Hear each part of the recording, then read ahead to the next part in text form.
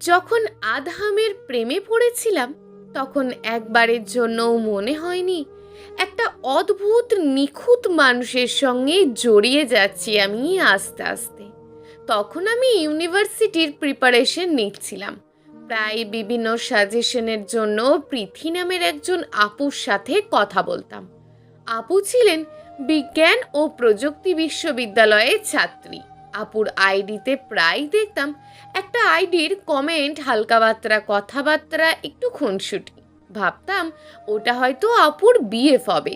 প্রায় ছেলেটার টাইম লাইনে ঘুরতাম আমি, কেন সেটার কারণ জানি না। একদিন হঠাৎই দেখলাম সকাল 9টায় একটা নোটিফিকেশন আসলো, Adham Sultan Chowdhury Fahad, send you a friend request. আমি তো পুরোই অবাক, কিন্তু তখন আর কিছু না করে ওভাবেই রেখে দিলাম। কিন্তু বিকেল 3টেই কেমন যেন লাগছিল, এজন্য কিছু না ভেবেই অ্যাকসেপ্ট করে ফেললাম। জীবনে অনেক গল্প পড়েছি, ক্লাসকে ওয়েট করাতে গিয়ে রিকোয়েস্ট ক্যান্সেল হয়ে গেছে। আমি সেই রিস্কটা নিতে চাই না, এজন্য আগেই অ্যাকসেপ্ট করে নিলাম। আমি সেদিনই একটা ডিপি আপ করলাম। বলা বাহুল্য, আমি সামান্য কাজল দিতাম চোখে, লিপস্টিক দিতাম না কখনো। খুবই নর্মালভাবে, একদম বাচ্চা বাচ্চা ভাব। সে কমেন্ট করলো একটু খোঁচানো টাইপ বা অপমান টাইপ। আমি ওর আগে রিপ্লাই দিলাম, আমি আর যাই হই আপনার মতন তো আর 6 মাসে এক পিক ঝোলাইয়া রাখি না। সাথে সাথে আধামের মেসেজ আসলো, বলল আপনার সাথে আমার অ্যাড হইল আজ। আপনি কিভাবে জানলেন? আমার পিক 6 মাস ধরেই এক আছে, আমাকে ফলো করতেন। আমি পুরোই বোকা বনে গেছিলাম তখন, মনে মনে হাসিও পাচ্ছিল খুব। আমার রিপ্লাই ছিল এমন, থাক ভাববেন না আমি ক্রাশ খাইছি আপনার উপর, আর আপনার আইডি আগেই থেকেই দেখেছি প্রীতি আপুর আইডি থেকে, তাই জানি। নিজেকে যে কি ভাবেন। ও বলল, ট্রাস্ট ট্রাস্ট খাইয়েন না বইন, এসবে লাভ নেই, আমি আর কখনো এসবে জড়াবো না। আমি বললাম, কেন, ছ্যাঁকা খাইয়া ব্যাকা হয়ে গেছেন নাকি? তার উত্তর ছিল, জানাবো পরে। ঠিক পরের দিন দুপুরে কল দিয়েছিল, কিন্তু একটা বারের জন্য ওর প্রাক্তনের কথা বলে না। আমিও আর আগ বাড়িয়ে জানতে চাইনি। এভাবেই কথা হতে থাকলো আমাদের। আধাম প্যারিসে থাকতো, ওর সঙ্গে একটা সময় ভালো বন্ধুত্ব হয়ে গেল আমার। আমার বেস্ট ফ্রেন্ড হয় আধাম, যে আমার অভিশপ্ত জীবনে আশীর্বাদ হয়ে এসেছিল। সম্পর্কটা আপনি থেকে তুইয়ে নেমে আসলো। অদ্ভুত একটা বিষয় হলো, আধাম আমার জন্মদিন একই দিনেই। প্রথমে কিছুতে বিশ্বাস করেনি যে একই দিনে আমাদের জন্মদিন, কিন্তু যখন আমার ফ্রেন্ডরা উইশ করছিল তখনই বিশ্বাস করেছে। আমাকে উইশ করা জন্মদিনের প্রথম মেসেজটা ছিল এমন, কতক্ষণ ভাবছি আজকে তোর জন্মদিন, কি করব না করব, কি করলে তোর ভালো লাগবে, এই এত দূরত্বে থেকেও কি করে তোকে সারপ্রাইজ করা যায়। গুগলেও সার্চ দিচ্ছি, হুদাই কত কিছু পাইছি, বাট একটাও আমার মন ভরেনি। তারপর ভাবছি কোনো কিছু কপি দিয়ে দিই, কিন্তু সেটাও ভালো লাগেনি, কারণ কেন জানি টান খুঁজে পাচ্ছিলাম না। জানি না কি মনে হলো, যাক নিজের ভাষাতেই কিছু লিখি। আমি জানি তুই আমাকে অনেক ভালোবাসিস, অনেক কেয়ার করিস, অনেক মিস করিস। আমার চেয়েও বেশি তুই আমার ব্যাপারে টেনশন করিস। সত্যি কথা কি জানিস, আমিও তোরে অনেক ভালোবাসি আর ট্রাই করি তোর কেয়ার করতে, তোকে ঠিক রাখতে, কিভাবে তোকে সবার চেয়ে বেস্ট বানানো যায় ওইভাবে চলা শেখাতে। তারপরেও তোর মতন পারি না। বিশ্বাস কর, এমন কোনো রাত নেই যে রাতে আমি তোর কথা না ভেবে ঘুমাই, আর তোর কথার SMS না দেখে ঘুম থেকে উঠি। জানিস, পৃথিবীতে 2 ধরনের মানুষ আছে। প্রথমত, এরা খুব সহজেই নিজের আবেগ, ভালোবাসা, রাগ, অভিমান সব প্রকাশ করে দেয়। আর দ্বিতীয়ত, এরা চাপা স্বভাবের হয়, কাউকে খুব ভালোবাসলেও বলতে পারে না, নিজের আবেগ নিজের মাঝেই চেপে রাখে, রাগ প্রকাশ করে না। আমি হলাম দ্বিতীয় সারির মানুষ। বুঝতে পারি না কাউকেই যে আমি কেমন অনুভব, বোঝাতে পারি না কাউকেই যে আমি কেমন অনুভব করি।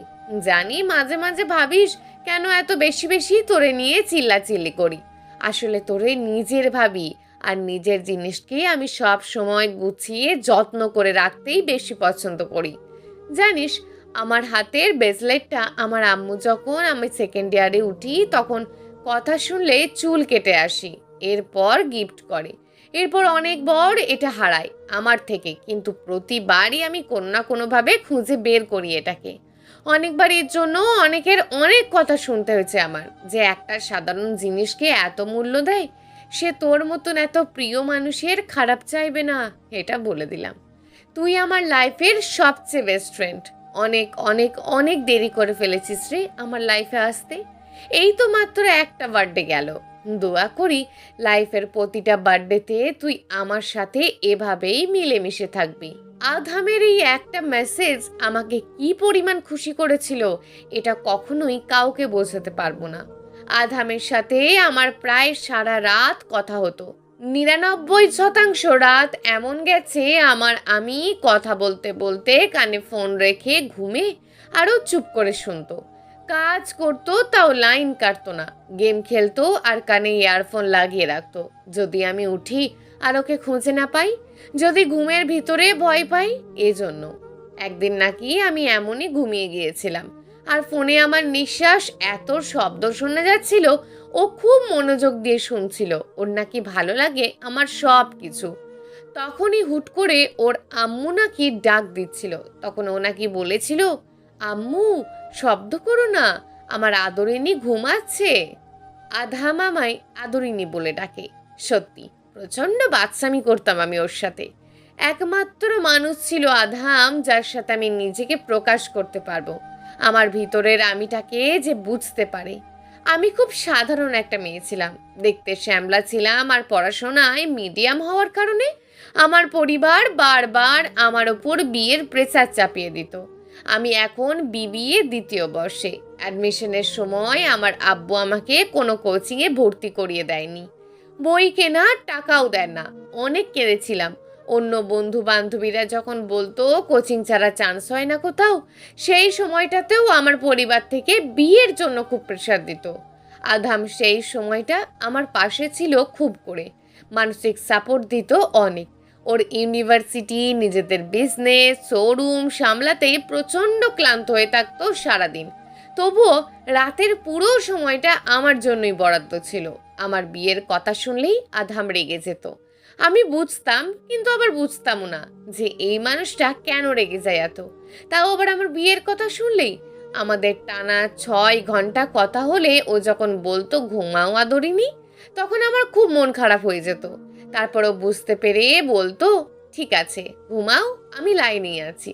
একদিন রাত 3টের সময় কথা বলতে বলতে হঠাৎ দুজনেই চুপ হয়ে গেলাম। একটু পর আধাম বলল, ভালোবাসি।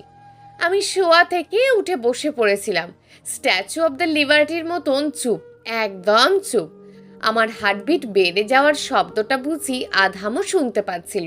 তারপর শব্দ করে হাসতে হাসতে গড়াগড়ি খাচ্ছিল, আর আমি বলছিলাম, এসব কি বলো? আধাম বলল, কেন, তুই না আমার বেস্ট ফ্রেন্ড, তাহলে তো বলাই যায়। আমি আর কিছু বলতে পারিনি, চুপচাপ লাইনে ছিলাম আর লজ্জায় ঘুমিয়ে যাওয়ার ভান ধরেছিলাম। প্রতিদিনের মতন সেদিনও সারা রাত আধাম লাইনে ছিল, কিন্তু তফাৎ ছিল আমি সেদিন ঘুমাইনি। যখন এই কথা বলছিল আমি পাক্কা 3 মিনিট চুপ ছিলাম, তাই নিয়ে পরেও অনেক খ্যাপাইতো আমাকে। এভাবেই তোর মতন মেয়ে সিরিয়াসলি একটা ছেলে আই লাভ ইউ বলল? যুগের পর যুগ এমনভাবে সাইলেন্ট থাকে কেউ? তখন আমি ওপরে রাগ দেখিয়ে বলতাম, তো আমি কি একবার ভালোবাসি পড়লেই লাফাতে লাফাতে সেই ছেলেকে জড়িয়ে ধরবো নাকি? আর প্রপোজাল তো ছেলেদের পক্ষ থেকেই আসে, তাই না? আধাম শুনে হাসতো আর বলতো, এজন্যই তোকে আমি এত পছন্দ করি, আদরিনি আমার সবচেয়ে ভালো মেয়ে। ওই দিনের পর থেকে এমন কোনো রাত নেই যে ও আমাকে ভালোবাসি কথাটা বলেনি। ভালোবাসি আদরিনি। আস্তে আস্তে সেটা কিছুক্ষণ পর পর বলা শুরু করলো। সেই মুহূর্তগুলোতে প্রত্যেকবার আমার দম বন্ধ হওয়ার উপক্রম হতো, কিন্তু সেটাই কি পরিমাণ সুখ মিশ্রিত ছিল কাউকে বোঝানো যাবে না। একদিন বলল, আমি তোকে বেশি ভালোবাসি, তুই বাসিস না। আমিও সেদিন বললাম, ভালোবাসি বেশি বেশি, তোমার থেকেও বেশি। আধামও সেদিন চুপ হয়ে গিয়েছিল, ঠিক আমার মতোই। আর ফোনের এপাশ থেকে আমিও ওর মতোই হাসছিলাম। তারপর নীরবতা ভেঙে বলল, না আমি বেশি। এভাবে রোজ রোজ রাগিয়ে দেওয়ার পরে বলতো, আচ্ছা যা, তুই বেশি ভালোবাসিস আমাকে? হুম, অবশ্য আমার আম্মুর পরে এভাবেই সব চলছিল বেশ ভালো। আমার হাধাম আমাকে সময় দিত সব ব্যস্ততার ভিতরে। আমি ওর জন্য অপেক্ষা করতাম যতক্ষণ না ও ফ্রি হয়। হয়তো মাঝে মাঝে অনেক অভিযোগ করেছি, কিন্তু ও সব সামলেছে ঠান্ডা মাথায়। আমি অভিমান করেছি, অন্য কারোর মতন ন্যাকামি করো না তো কথাটা বলিনি কখনো। বলেছে, তোমাকে অভিমানে গাল ফুলিয়েও এত সুন্দর লাগে কেন, বেশি বেশি অভিমান করবা। আমি তখন হেসে দিচ্ছি। আমার অভিমান ভাঙাতে বেশি কিছু করতে হতো না ওর, শুধু একটু হাসি দিয়ে কথা আর ভালোবাসি বলাটাই যথেষ্ট ছিল। একজন আপু ছিল, ওকে খুব পছন্দ করত। যখন আধাম বিজ্ঞান ও প্রযুক্তি বিশ্ববিদ্যালয়ের কম্পিউটার সায়েন্স নিয়ে পড়তো তখন থেকেই। আপুটা ওনার একটা মামাতো বোনের কাছে আধামের ব্যাপারে সব কিছু শুনেছিল। ওই আপুটা ওকে অনেক আগে থেকেই চিনতো। আপু আরেকজনের মুখ থেকে ওর কথা শুনতে শুনতে ওর প্রেমে পড়ে গেছিল। একটা ছেলে এতটা সিনসিয়ার, কেয়ারিং, আন্ডারস্ট্যান্ডিং কি করে হয়, এই আপুটা ভেবে পেত না। কিন্তু কিছু বলেনি ওকে। কিন্তু তারপর আপু অনেক খুঁজেছে, পায়নি। কারণ আধাম প্যারিসে যাওয়ার সময়টুকু কিংবা তার আগে সোশ্যাল সাইটের সব কিছু ব্যবহার করতো না। আর আপু যখন খুঁজতে শুরু করেছে ততদিনে দেরি হয়ে গেছিল, ও দেশের বাইরে চলে গেছে। তারপর আপু আধামকে নিয়ে সিলেট ক্রাশ অ্যান্ড কনফেশনের ওকে প্রপোজাল পাঠিয়েছিল। সেটা দেখার পর আমার কি অবস্থা হয়েছিল আমি বোঝাতে পারবো না। কারণ সেখানে আধামের কমেন্ট ছিল এমন, যা বলা সরাসরি বলবেন, পাবলিক প্লেসে এরকম বলার তো কোনো দরকার নেই। আধামের এরকম কমেন্ট দেখে মেজাজ আমার পুরোই খারাপ হয়ে গেল। আমি বুঝছিলাম না কি করব। আমি সরাসরি বলি ওকে যা বলার, কারণ আমি ওর কাছে নিজেকে গোপন রাখতে পারতাম না কখনোই। কিন্তু আপু যে ওকে কোনো একটা কারণে ব্লগ দিয়ে কনফেশন লিখেছে এটা আমি জানতাম না। আর ব্লগ দিয়ে কনফেশন দেওয়ার কারণে এমন একটা কমেন্ট ও করেছিল। আমি এটা নিয়েও অশান্তি করতে পারি, মন খারাপ করতে পারি বলে আগেই ও আমায় সব কথা বুঝিয়ে বলে দিয়েছিল। আর সঙ্গে ওর আপু আর কনভার্সেনের একটা শর্ট দিয়েছিল। সেখানে আধামকে কনভিন্স করার অনেক ট্রাই করেছিলেন আপু, কিন্তু আধামের উত্তর ছিল এমন, আমি একজনের জন্যই অনলাইনে আসি, সারাদিন শেষে একটা মানুষের জন্যই এত পরিশ্রম করার পরও অনলাইনে আসি। সেই মানুষটা আমার জন্য অপেক্ষা করতে থাকে, আমাকে আর দয়া করে বিরক্ত করো না। এমন অনেক কথা পরে আপুটা জানতে পেরেছিল আমার সাথে ওর সম্পর্কের কথা, আর তখনই নাকি ব্লক করে কনফেশনটা দিয়েছিল। তারপর থেকে আপু আর কখনো ওরে এসব কিছু বলেনি। আর আমি আধামের সঙ্গে অন্য কোনো মেয়েকে সহ্যই করতে পারতাম না। তারপরও আমাকে বলতো, বোঝাতো যে ও শুধু আমাকেই ভালোবাসে, অন্য কোনো মেয়ে ওর মনে কখনোই জায়গা নিতে পারবে না, কখনো না। আমি ছিলাম হিংসুটে। অন্য মেয়ের সাথে কথা বলা তো দূর, ওর আইডিতে কমেন্ট করলেও আমি মুখ ফুলিয়ে বসে থাকতাম। আর আমার দুটো বান্ধবী ছিল, মুন আর মিমি, ওদের সাথে শেয়ার করতাম। ওরা প্রথম থেকেই সব জানতো। ওরা সেই মজা নিত, আবার সাপোর্টও করতো। আমি যখন অভিমান করে গাল ফুলিয়ে থাকতাম তখন এমন কিছু কথা বলতো যে আমি গলে যেতাম একদম। ও বলতো, আচ্ছা আদরিনী, বলো তো রাতের আকাশের মাঝে অর্ধেক চাঁদ কেন ওঠে? তুমি কিভাবে জানবা? তুমি তো তখন ঘুমিয়েই থাকো। আচ্ছা আমি বলি শোনো, আকাশের মাঝে মাঝে অর্ধেক চাঁদ ওঠে, আর অর্ধেক চাঁদটি আমার বুকে ঘুমায়। আমি আমার বুকের ওপরে চাঁদটাকে দেখে আকাশের চাঁদটাও বড্ড হিংসে করে, ঠিক তোমার মতো হিংসুটে বুড়ি একটা। আবার জিজ্ঞেস করি, তুমি কি ব্যস্ত? ও বলে, হ্যাঁ খুব ব্যস্ত। জিজ্ঞেস করলাম, ফ্রি হবা কখন? বলে যে, সারা জীবনেও না, আমি তো ব্যস্ত আর বন্দি খুব করে তোমার মায়া, আর সারা জীবনেও মুক্ত হতে চাই না। নিজেকে মাঝে মাঝে খুব ভাগ্যবতী বলে মনে হতো এমন একটা মানুষকে আমার জীবনে পাওয়ার জন্য। আমি পারিবারিক ডিপ্রেশনের কারণে অনেক সময় ওকে বলতাম, আমি না থাকলে কষ্ট হবে তোমার। আমাকে বলতো, এসব ভাবার আগে একবারও আমার কথা মনে পড়ে না তোমার? আমার সব থাকলেও তুমি না থাকলে মনে হয় আমার কিছুই নেই। তুমি আসার আগে আমি অনেক কিছু হারিয়েছি, আমার হারানোর কিছু নেই আর। কিন্তু তোমার কিছু হলে আমি হয়তো তোমার মতন আত্মহত্যা কথা কখনোই চিন্তা করব না, কিন্তু আমি বেঁচে থেকেও জীবন্ত লাশ হয়ে যাব। আমি অনেক সময় অনেক পাগলামি করতাম, একদম ছোট বাচ্চাদের মতন। আমার ফ্যামিলি থেকে যখন বিয়ের প্রেশার চলছিল অনেক, আমার রিলেটিভ একজন প্রস্তাব নিয়ে আসে। ছেলের বয়স 37+ হবে, কিন্তু ছেলে প্রবাসী। বলতে লজ্জা করলেও বলি, আমরা ছিলাম মধ্যবিত্ত। আমাদের অপেক্ষা আমার ওই রিলেটিভ ছিল ভালো অবস্থানে, কিন্তু সে আরও ভালো অবস্থায় যেতে চায়। উচ্চাকাঙ্ক্ষা বেশি তার। তার ইচ্ছে ছিল আমাকে সেই প্রবাসীর সাথে বিয়ে দিয়ে তারাও বাইরে সেটেল হওয়ার ট্রাই করবে তার সাহায্য নিয়ে। কারণ ওই প্রবাসী প্রচুর টাকাওয়ালা ছিল এবং তার বিজনেস ছিল গোল্ডের। তার আমাকে পছন্দ হয়েছিল অনেক। ওই যাত্রায় আমার মামা বাধা দেন, এত বয়স্ক ছেলের সাথে তার ওপর প্রবাসী, এজন্য বিয়ে দেবেন না। আধাম ওই ছেলেকে দেখে বলেছিল, মানুষ নিজের মেয়ের মতন মেয়েকে এমন একজন বয়স্ক লোকের কাছে বিয়ে দিতে চায় কিভাবে, এত শিক্ষিত হয়েও? তুমি একটু অপেক্ষা করো, সব ঠিক হয়ে যাবে। আমার যত ফ্যামিলির সমস্যা, যত সমস্যা সব কিছুর ওপরও ছিল আমার ছায়ার মতন ভরসা ছিল। আমি ভাবতাম এই একটা মানুষ আজীবন আমার সাথে থাকবে, কখনো ছেড়ে যাবে না। আমাকে হাসানোর জন্য সে সময় বলতো, আমিও এখন থেকে বলবো, এই আম্মু আমার জন্য মেয়ে দেখতেছে, আজ ওই মেয়ে দেখতে এসছিল, পরশু অমুক মেয়ে দেখতে এসছিল, আমার বিয়ে হয়ে যাবে। আমি উত্তর দিয়েছিলাম, খবরদার এমন বলবে না, বলে দিলাম, আজ তো গিলে ফেলবো। আধাম বলে, ওরে রাক্ষসী বউ আমার, রেজিস্ট্রেশন ছাড়া বউ আমার, খালি রেজিস্ট্রেশন করাই বাকি। এমন বউ যে সেই বউয়ের মুখ থেকে সারাক্ষণ শোনা লাগে অন্য কারোর সাথে বিয়ে হয়ে যাবে। বলে সেই একটা হাসি। আমিও আর মন খারাপ করে থাকতে পারি না, হেসে দিই। আমার হাসির জন্য যেমন ও সব কিছু করতে পারে, আর কান্না থামানোর জন্যও।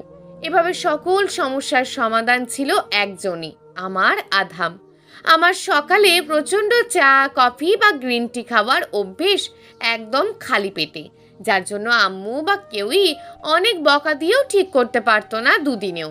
কিন্তু ও আমাকে বোঝানো শুরু করলো, এভাবে খেলে আমার ফিউচারে বড় সমস্যা হবে। আমি কি চাই সেটা? অনেক বোঝাতে বোঝাতে আমার এই অভ্যাস বাদ দিয়ে দিলাম। এত বছরের অভ্যাস মানুষটার জন্য চলে গেল একদম। আমি বজ্রপাতে খুব ভয় পেতাম ছোটবেলা থেকে। এমন বজ্রপাতে আমি দৌড়ে আব্বু আম্মুর কাছে গিয়ে পাশ দিয়ে শুয়ে পড়তাম। আব্বু আম্মুকে কল দিয়ে নিয়ে আসতাম আমার কাছে। এমন এক রাতে, তখন আমি নানু বাসায় ছিলাম। কি করব না করব বুঝতে পারছিলাম না, আর তখনও জানতো না আমি ভয় পাই। কিন্তু যেই না অনেক বজ্রপাত শুরু হলো, আমি ফোনে কথা বলা অবস্থা শুরু করলাম কান্না, আর বলতে থাকলাম, তুমি ফোন রাখো, আমি নানুর কাছে যাব। আর ওর সেই হাসি শুনে কে বলে, এই বুড়ি হইয়া তুমি ভয় পাও? অন্য সময় হলে তো রেগে যেতাম, তখন এসব গায়ে লাগছে না, আমি তো ভয়েই শেষ। পরে ও বলল, চুপচাপ শুয়ে থাকো, আমি আছি সাথে, আমি পাহারা দিচ্ছি, লাইনে তুমি থেকে ঘুমাও। আমি তো রাজি হচ্ছিলাম না, তবুও সাহস করে শুয়েছিলাম, কিন্তু কখন যে ঘুমিয়ে পড়েছি তা টের পাইনি। পরের দিন সকালে বলল, আমি সকাল অবধি লাইনে ছিলাম, প্রায় 6টা। ফাজিল, তোমার একবারও ঘুম ভাঙেনি? আমি বললাম, টের পাইছো যখন, ঘুমিয়ে পড়নি, লাইনটা কেটে দিলেই তো পারতে। ও বলল, কেন কাটবো? আমি পাহারা দিচ্ছিলাম, আর যদি তুমি ভয় পেতে তখন? আমি মুচকি হাসি দিয়ে বললাম, আমি ভাগ্যবতী, সত্যিই ভাগ্যবতী, এই মানুষটা আজীবন আমার থাকবে। অল্প স্বল্প খুনসুটি নিয়ে আমাদের দিনে শুরু হতো, আর রাত শেষ হতো আমাদের মাঝরাত আর ওর রাতের শুরু। আধাম দেখতে সুন্দর আর স্মার্ট এবং ওয়েল সেটেড হওয়ার কারণে আমার খুব কাছের একটা বান্ধবী, যাকে অনেক কিছু শেয়ার করতাম, সেই বান্ধবী ওকে খুব পছন্দ করে। আমার বান্ধবী ওকে মেসেজ দিতে শুরু করে, আপনার সাথে কিছু কথা আছে, একটু সময় দিন, এবং এমন অনেক কিছু আরও আদমানকে বলেছিল, যা বলার মেসেজ এখানেই বলুন আপু, আমি ফ্রি হয়ে দেখে নেব। কিন্তু তারপরও ও কল দেয়, কিন্তু আধাম ব্যস্ততার জন্য রিসিভ করেনি। তারপর আবার একদিন কল দেয়, তখন আধাম রিসিভ করে এবং কথা বলতে বলে। তারপর আমার বান্ধবী শুরু করে আমার অতীত নিয়ে কথা বলা। আমাকে এক জুনিয়র প্রপোজ করেছিল, অনেক পছন্দ করতো, যা তখন আমার নিজেরই মনে ছিল না, কিন্তু আমার ওই জুনিয়রের সাথে ক্লোজ রিলেশন ছিল। ইনফ্যাক্ট সে এমন কথাও বোঝাতে চেয়েছে ইনডাইরেক্টলি, যে আমার কারোর সাথে শারীরিক জাতীয় কিছু হয়েছে। আধাম চুপচাপ শুনে গেছে, লাস্টে বলেছে, আপু আপনার শেষ? তাহলে আমি বলি শোনেন, আমি ওর অতীত নিয়ে একদম ইন্টারেস্টেড নই, আর আপনাকে ওর চামচামি করতে বলেছি আমি? বুঝলাম না, আপনি ওর সাথে ছিলেন 6 মাস, আর আমি আজ 2 বছর। আমি খুব ভালো করে জানি আমার বউ কেমন, আপনার আমাকে জানাতে হবে না। আশা করি বুঝতে পারছেন। নেক্সট টাইম আমাকে কল দিয়ে দূরে থাকেন, মেসেজ দেওয়ার সাহসও করবেন না। তারপর ওই মেয়েকে ব্লক দিয়ে দেয়। আর এই কাহিনী আমাকে প্রায় 16 দিন পর বলছে। কোনো এক কারণে আমি ওই মেয়ের সাথে কনভারসেনের স্ক্রিনশট দিয়েছিলাম। তখনও বলেছে, তুমি ওকে ব্লক দাওনি? আমি জিজ্ঞেস করলাম, কেন? কি বলো, ও আমার ফ্রেন্ড। তারপরও খুব রেগে গিয়ে আমাকে সব বলে, আর আমি শুনে কান্না করে দিয়েছি। আমার বিশ্বাসী মানুষগুলোই কেন এমন করে? ও আমাকে বোঝাতো অনেক। সারাদিন পর যখন কে কি করছে, কে কি বলছে, কেন করছি, এই সব বলতাম, আর ও ঠিক ভুলটা ধরিয়ে দিত। আম্মির সাথে রাগ করতাম খুব, তখন কল দিলেও কথা বলি না। তখন বোঝাতো মায়ের মতন কেউ হয় না, আরও অনেক কিছু। সকালে উঠে আমার মেসেজ দেখতে দেখতে ওর অভ্যাস হয়ে গিয়েছিল। আমিও পাগলি ছিলাম। ও উঠতো বেলা 1টায়, আর তার আগে অবধি আমি মিনিটে ঘন্টায় মেসেজ করতেই থাকতাম। দেখা যেত 10-12টা, বা অনেক সময় তারও বেশি হয়ে যেত। একদিন ও বলেছিল, ঘুম থেকে উঠে আগে আমার ফোনের ডাটা অন করে রেখে দিই, তোমার মেসেজের জন্য ফোন হ্যাং করে। বলেই অনেক হাসি হাসে। আমি চুপচাপ হাসি শুনি আর বলি, যাও, পরের দিন আর করব না বলি, কিন্তু তবুও সেই পরের দিন আর আসে না। আবার মাঝে মাঝে কম দেখলে ওর মনে হতো কিছু হয়েছে আমার। খুব টেনশন নিয়ে জিজ্ঞেস করতো, কিছু হয়েছে কি? আমি বলি, ওই না তো, কি হবে? ও বলতো, এত কম মেসেজ কেন, আরো বেশি বেশি দিবা। আমি বলি, ফোন হ্যাং হলে? ও বলে, আরও যতগুলো ফোন লাগে কিনবো আমি, তবুও কম মেসেজ দেওয়া যাবে না। আমি হাসতাম, সত্যি খুব শব্দ করে হাসতাম। আমি মনে হতো এই ছেলেটাকে আমি আজীবন ভালোবাসলেও মনে হবে আর একটু ভালোবাসি। ও আমাকে গান শোনাতো প্রতিদিন। আমার অডিও গান ছিলই না ফোনে। আমি ওকে বলতাম, তুমিই আমার রেডিও, তুমিই আমার গানের লিস্ট। মাঝে মাঝে যেই গান শুনতে ইচ্ছে করতো ওকে বলতাম। ও শোনাতে না পারলে প্রথমে নিজে একবার শুনে তারপর আমায় শোনাতো। এই ছেলেটা কখনো ইমপ্রেস করার ট্রাই করেনি। যা ছিল তা পুরোটাই জেনুইন ছিল। আমার কাছে তো দূর, কখনো পিক চাইনি কারোর কাছে। কিন্তু ও চাইলেই এটা করতে পারে ইজিলি, কারণ আমার পরিচিত অনেকেই ওর লিস্টে আছে। যা 2-1টা দেখতো সেটা ডেতে। কিন্তু একদিন আশ্চর্য এক ব্যাপার ঘটল। সে আমার কাছে ছবি চাইলো। আমি নো স্পিন পড়তাম। ও বলেছিল নো স্পিন ছাড়া পিক দিতে, একটা দেখবে ও। আমি খুলে ফেলি, পিক পাঠাই ওকে। ও বলে নো স্পিনেই সুন্দর লাগে। কিন্তু আমার এক বদভ্যাস, একবার খুলে আর পড়তে ভাল লাগে না। আমি কখনো অর্নামেন্টস পরা পছন্দ করতাম না, কানে রিং এসব কখনোই না। তো কি মনে করি যেন যখন কোনো রিলেশন ছিল না তখন বলেছিলাম আমাকে নো স্পিন গিফট করবে। ও বলে, কি বলছিস জানিস? আমি বলেছি, কি? মেয়েরা কার কাছ থেকে নো স্পিন চাই জানিস? আমি বলি, হ্যাঁ জানি, জামাইয়ের কাছ থেকে। তারপর ও আর কিচ্ছু বলেনি, শুধু বলল, আচ্ছা দেব, আমি পরিয়ে দেব কিন্তু। আমিও আর কিছু বলিনি। তারপর কথায় কথায় রিলেশনের পর বলেছিল, আমি দেশে যেদিন যাব সেদিনই নাক ফুল পরিয়ে দেব তোমায়, আর তুমি যদি ব্যথা হও তাহলে সব বাদ, তোমার কিচ্ছু পড়া লাগবে না, তুমি এমনিই সুন্দর, আমার মায়াবতী, আমার আদরিনী। ও কিন্তু রেজিস্ট্রেশন ছাড়া বউ বলতো। ও বলতো, তুমি যা করো সব কিছু একদম আমার বউ বউ লাগে, শুধু রেজিস্ট্রেশন করাটাই বাকি। তারপর থেকেই এই নামে ডাকতো। সকালে মেসেজ করে না পাইলে বলতো, সকালে উঠে বউ খুঁজতে হয়। কি যে বউ আমার! ওদের নিজেদের শোরুম থাকায় ও কিছু সময় শোরুমে দিত, কিন্তু 99% টাইম আগে আগে চলে আসতো বাসায়, কারণ আমি ছিলাম। কথা না বলে ঘুমাবো না, অপেক্ষা করে বসেই থাকবো, তাতে যত রাতই হোক। তাই আগে এসে কথা বলতো যাতে আমি আগে ঘুমাই। আমি অসুস্থ ছিলাম ওই সময়টাতে। ইউরিন ইনফেকশনের জন্য আমার শরীরে পানি চলে আসতো, তাই ওর আরও বেশি টেনশন হতো। তার উপর ডক্টর বলেছে যদি ইনফেকশন বেশি দিন স্টে করে তাহলে ইন ফিউচার আমার কিডনি ড্যামেজ হওয়ার সম্ভাবনা আছে। মাঝখানে এক্সাম, বিয়ের প্রেশার সব নিয়ে আমি অনেক অসুস্থ হয়ে পড়েছিলাম। আমার ছবি দেখে ওর মন খারাপ হয়ে গেছিল, অনেক কষ্ট পাচ্ছিল আমার অবস্থা দেখে, আর আফসোস করে বলছিল যদি দেশে থাকতো অনেক আগেই নিয়ে যেত এখান থেকে। সেদিন আমি বলেছিলাম জানো আমাকে না কামলার মতন দেখতে রাখছে। ও উত্তরে বলেছিল কলিজাটা শরীরটায় যেন জান থাকে, আমি আসা পর্যন্ত আমি এসেই সব ঠিক করে দেব। আর তাই ও সব সময় বলতো দেশে এসে আমার প্রথম কাজ হবে তোমায় ডাক্তার দেখানো, বেস্ট ডাক্তার দেখাবো তোমাকে, আর তা না হইলে প্যারিস এনে দেখাবো। ওর আম্মুর এক সমস্যার জন্য ক্যালসিয়ামের অভাব ছিল, তাই ওখানে ডক্টর দুধের সাথে সামান্য পরিমাণ চুন মিশিয়ে খাইতে বলে। সে একদিন তাড়াতাড়ি বাসায় এসে আগে আমাকে কত প্রমিস করালো, আমার কথা শুনবা এইটাই প্রমিস করালো।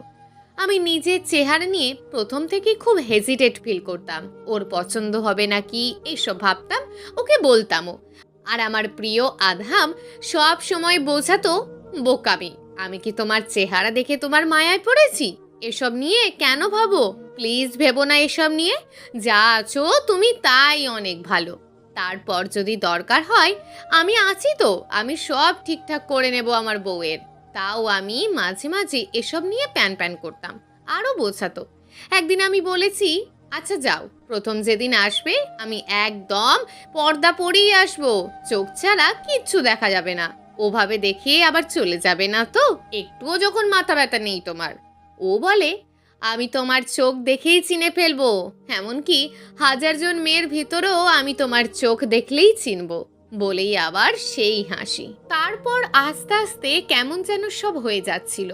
নর্মালি আমি সব কম বুঝি, অনেক কম, একটা কথা বুঝতে আমার অনেক সময় লাগতো, কিন্তু একটা মানুষের ধৈর্য ক্ষমতা কতদিন থাকে? ও নিজেও তো একটা মানুষ। কিছু কিছু ব্যাপার আমি এত কম বুঝতাম যা সত্যিই অমানসিক যন্ত্রণা দেয়। ও আমার উচ্চারণ করার আগেই বাকিটা বলে দিতে পারতো, কিন্তু আমি কিছুই বুঝতে পারতাম না। আমি নিজের সব কথা নিয়ে ব্যস্ত থাকতাম, সারাদিন এর শুরু থেকে সারা রাত এর সব। আর ওই যে প্রথম থেকেই ও ছিল শ্রোতা আর আমি ছিলাম ওর আরো যে। আমি মাঝে মাঝে বুঝতাম না যে কখনো ওর মন খারাপ বা কিছু কিনা, তাই আস্তে আস্তে ওর চাপা অভিযোগ হয়। যেহেতু ও চাপা স্বভাবের ছিল, ও নিজেও তেমন কিছু বলতো না, আর না হলেও নিজেই বলতো, কিন্তু আমি ওকে বলার তেমন কোনো স্পেস দিতাম না। আমি এটা স্পষ্ট মনে রাখি, আমি কখনো ওর সাথে অনেক রাগ করে ঝগড়া করিনি, চিল্লাচিল্লিও করিনি, গালাগালি তো দূরের কথা, ও নিজেও কখনো করেনি।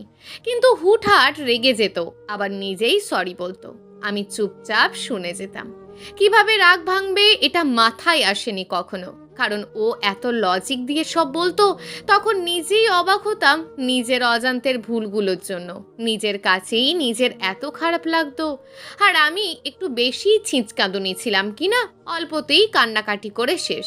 ওকে সব সময় বলতাম তুমি আমার পুরো আর এক দুনিয়া, দুনিয়ার সব একদিকে আর তুমি অন্যদিকে। ও শুধু হাসি দিয়ে বলতো অনেক ভালোবাসি তোকে, নিজের থেকেও বেশি, কিন্তু তুই আমাকে যতটা ভালোবাসিস তার থেকে কম। ও জানে যদিও বলে যে বেশি, ওটা যতক্ষণ না হ্যাঁ বলবে ততক্ষণ আমি ভালোবাসি বেশি বেশি করে বলতেই থাকবো। রাগারাগি হওয়ার পর আবার সকালে উঠে আমরা ভালোবাসি বলতেই হবে। তারপর মেসেজিং টাইম লেট হলে সে বলতো একটু ঝগড়া হয়েছে তার জন্য মেসেজ লেট করে দিচ্ছ। আমি যদি কোনোদিন লেটে ঘুম থেকে উঠতাম দেখতাম সে আগেই মেসেজ করে রাখছে, তার মানে রাতে ঘুমায়নি, সকালে আমার সাথে কথা বলে তারপর ঘুমাতে যেত। একদিন ওর খুব মন খারাপ ছিল, কিন্তু আমি না বুঝেই ওর সাথে জেদ করছিলাম খুব, পরিবারের সব কিছু ওর উপরেই চাপিয়ে দিতাম আমি। তো সেদিন কিছু কথা হওয়ার পর বলল নক দিলেই তো তোর এই সমস্যা ওই সমস্যা, মানে সকালে ঘুম থেকে ওঠার পর থেকে ঘুমাতে যাওয়া পর্যন্ত শুধু প্রবলেম আর প্রবলেম। এজন এটা বলেছে, ও ওইজন ওটা বলেছে, অমুক ভাই আমাকে নিয়ে এটা বলেছে, অমুক আপা আমারে নিয়ে এটা বলেছে। আরে বাবা, কে কি বলছে সেটা দিয়ে আমি কি করব? আমি যে এগুলো ইগনোর করতে চাই তুমি বোঝো না? আমার যে বিরক্ত লাগে তুমি বোঝো না? আমাকে নিয়ে কে কি বলে, কে কি ভাবে, সেটা দিয়ে আমি কি করব? তুমি আমাকে নিয়ে ভাবো, সেটা আমার কাছে ইম্পর্টেন্ট। বাট তার চিন্তাগুলো তো তোমার মতোই অদ্ভুত। সুস্থ মস্তিষ্কে যে কেউ শুনলে অসুস্থ হয়ে যাবে। কবে যে একটু সুন্দরভাবে কথা বলেছ, আমার সাথে ফান করে ফাজলামি করেছো, নিজে হেসেছো এবং আমাকে হাসিয়েছো, উত্তর আছে কোনো তোমার কাছে? পারবে বলতে? জানি উত্তর দিতে পারবে না। না, এর পরেও, এত কিছুর পরেও আমার রাগ হয় না, আমার কাছে খারাপ লাগে না, কারণ এমন কিছু তোমার কাছ থেকে আমি আশাও করি না। ওই দিন বললে আমি নাকি কথা না বলে থাকতে পারি, একদিনও বলি নাকি বলি না একটু কথা বলবো? বলবে কিভাবে?